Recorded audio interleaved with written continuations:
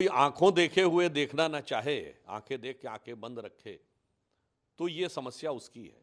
मैं सारे विपक्षी दलों से पूछना चाहता हूं, इसमें आप कौन सा आरोप लगा रहे हैं?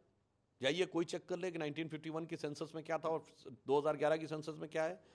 51 की सेंसस में हिंदू 88% है, 2011 में 79.8% है, और मुसलमान 9.5% है, और यहां इस समय 14.5% से ऊपर है।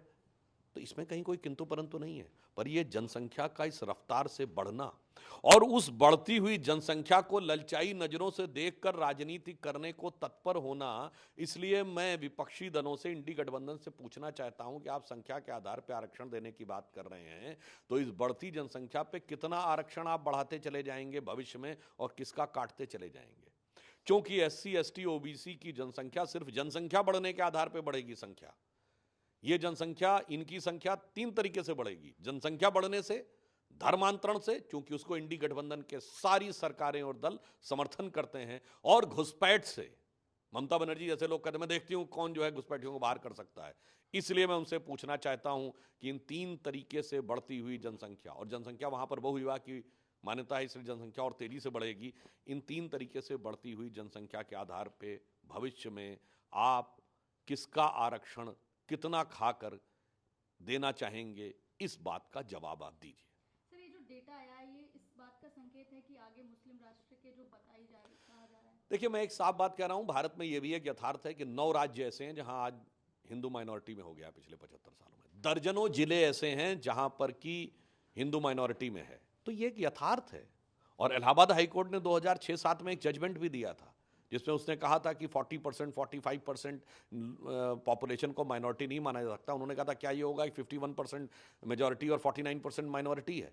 यद्यपि वो सुप्रीम कोर्ट में जाकर यूपीए सरकार ने उसको स्टे करा दिया था, और उसका राजनीतिक लाभ लेने की गिद्ध दृष्टि किन लोगों के मन में है, जाके चेक कर लीजिए। राहुल गांधी की न्याय यात्रा जब शुरू हुई पूर्वोत्तर के क्षेत्र से, तो सबसे ज्यादा भीड़ असम के उस इलाके में हुई जो धुबरी, बरबेटा, करीमगंज का इलाका है, और बंगाल के मालदा में। उनकी ट्विटर लाइन पे जाके देखिएगा, एक्स लाइन के ऊपर, तो आपको दिखेगा वो उसको सेलिब्रेट कर रहे हैं। Look at the crowd.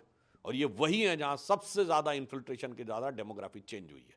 इसलिए यह दर्शाता है कि कांग्रेस एक खतरनाक खेल खेल रही है, जिसका सबसे पहला आघात एससी, एसटी, ओबीसी के आरक्षण पे होने वाला है। जी सर, जातिगत जनगणना का भी मुद्दा हमेशा विपक्ष उठाता रहा है, उस पर क्या कहेंगे? उस विषय के बारे में हम लोग पहले भी बात कह चुके हैं।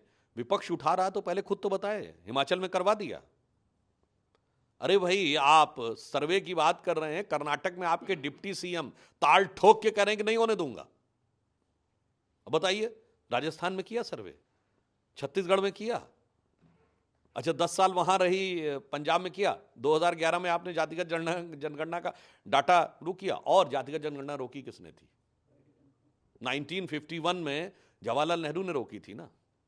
इसलिए वो जो कहने का प्रयास कर रहे हैं, ना इन्होंने पहले किया था, ना आज राज्यों में होने दे रहे हैं, ना भविष्य में करेंगे। इनका उद्देश्य सिर्फ अपनी राजनीतिक रोटी सेकना। और फिर हम इस पे कह रहे हैं, जाति की जनगणना के आधार के ऊपर अगर मुस्लिमों की जनसंख्या गणना इतनी बढ़ती जा रही है, तो आप कितना रिजर्वेशन काटकर जनसंख्या के आधार पर कितना उनको देंगे?